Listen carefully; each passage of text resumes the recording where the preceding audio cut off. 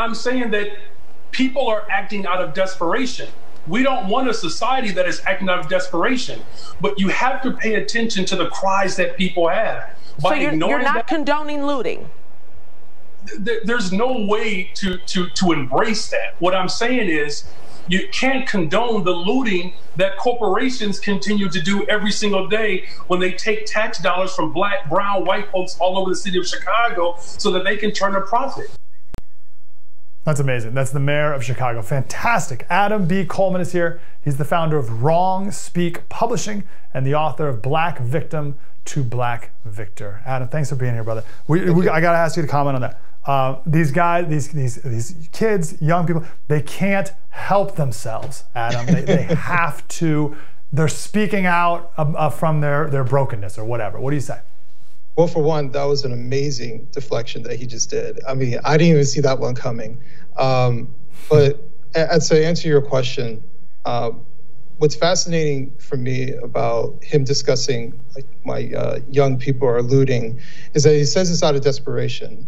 But why are they desperate? You know, what exactly are they desperate for? And I don't think we dive that far into it. And I like to say, just in general, when you talk about, let's say, murder, robbery, any egregious level of crime that's very obvious, do you think happy people rob, murder, and steal from people, in general? No. So why are they doing it? And it stems something that's much deeper than that. I think for a lot of people, they roll into a purposeless lifestyle.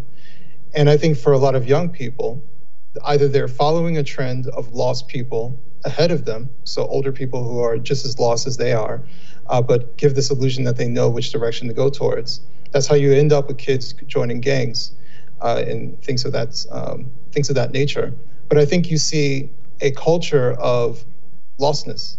You see a culture of accepting being lost and making excuses for their lost behavior.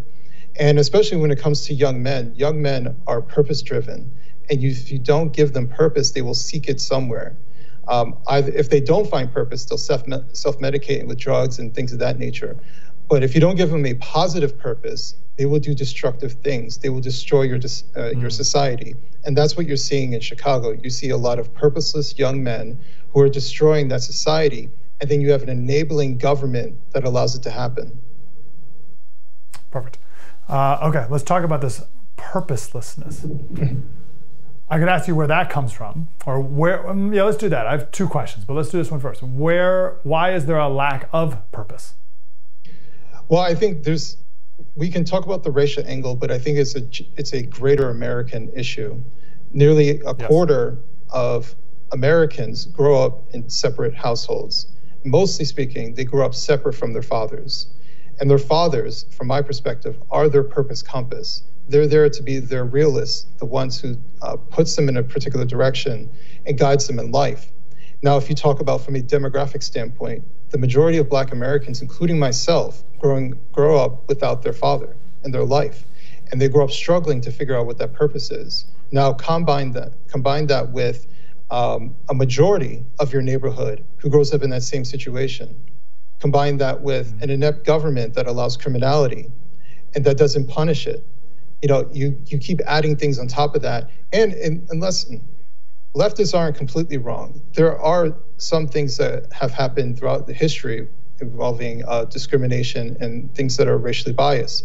That is also true. But I don't think that's the overwhelming reason why these kids are doing what they're doing. The biggest impact that each human being has is the impact of what's happening within their home. Within their home is the first government that they're experiencing.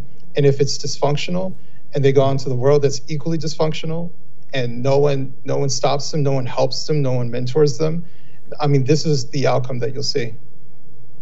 It couldn't be any other way. What can a single mom do? And what can a single mom not do that a father can only do? Well, for one, what a single mother can do is do everything possible to encourage a relationship with the father. Oftentimes when we talk about fathers missing from the home, we say deadbeat dads, but we don't talk about the actions that in some cases lead to being the dads being disconnected from their family. Sometimes the fathers are pushed away by the mothers. Sometimes the government is being used as a weapon to drive a wedge between the fathers as well. And so we have to have single mothers who encourage the best possible relationship with their children, with the father, despite if they like them or don't. We need to have that as an understanding. But I think what happens too often is that we say, or the single mothers in some cases discard that father and say, well, the next man will take that role. But there is no pure replacement for that. There's a biological connection that a child wants with the people that give them life.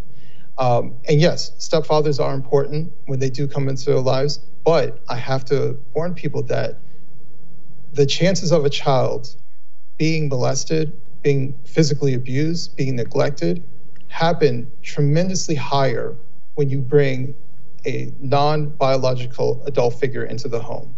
And that's whether it's a stepmother or a stepfather. So people have to not have rosy glasses when it comes to, the family separation and just trying to start a new one. Are there good step-parents? Absolutely.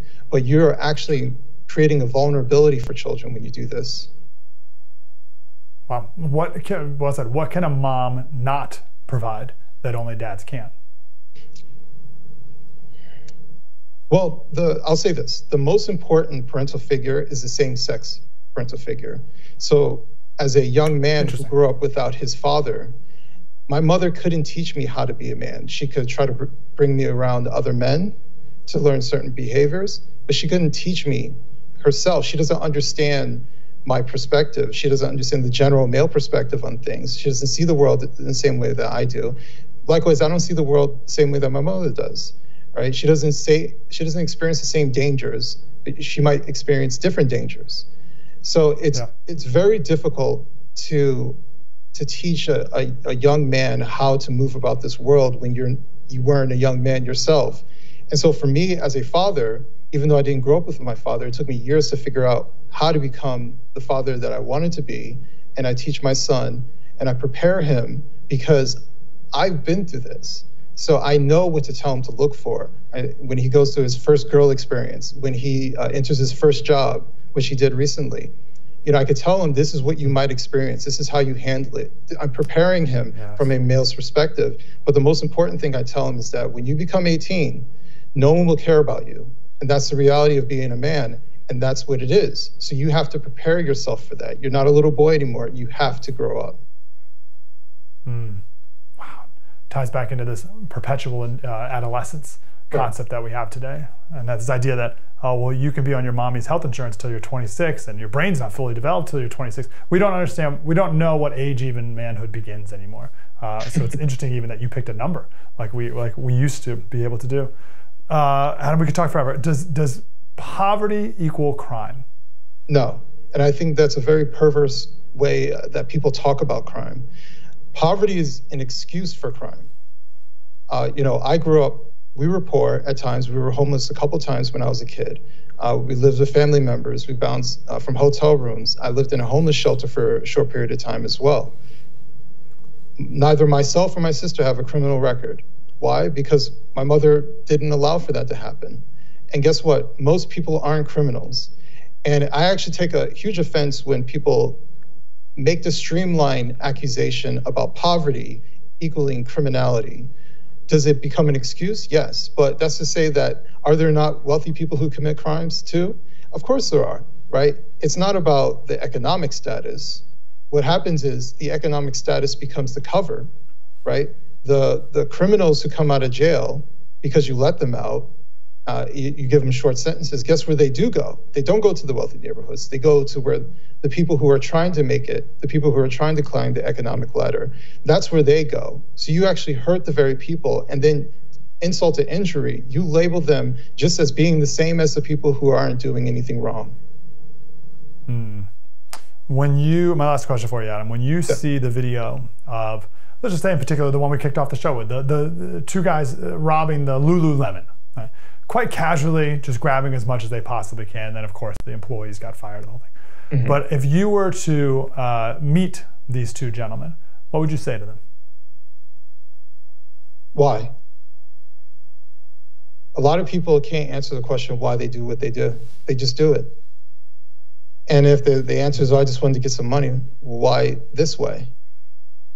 Right?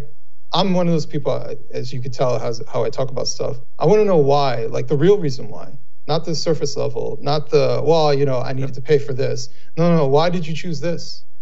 You know, it's like when you hear, I became a prostitute or a stripper because I needed money. Well, most people don't choose that route. Why did you choose this route? Right? There's a reason why you chose it. Why did you choose to rob and steal from people? Right? And it's not because the government just allowed them to do it. You know, when we had stronger laws, people still robbed. You know, jails have always existed. So why did you choose this route? And it has nothing to do with the government. It has nothing to do with society. It has mostly to do with what they grew up around, the environment that they're around, and what the people close to them excused and allowed for it to happen. And if they grew up without that structure, I mean, this is ultimately one of the outcomes that can come. You asking why is why it's why your kids are going to be just fine, because you're teaching them how to think and how to understand why they do what they do. Adam B. Coleman, it's why we love having you on the show too, founder of Wrong Speak Publishing. Go buy the book, Black Victim to Black Victor. Adam, let's definitely do it again, man. Grateful for you. Anytime. Thank you. Hey, I'm Mike Slater. Thanks so much for watching that clip. If you want to see more truth like that, please subscribe to the First YouTube pages. Hit subscribe below.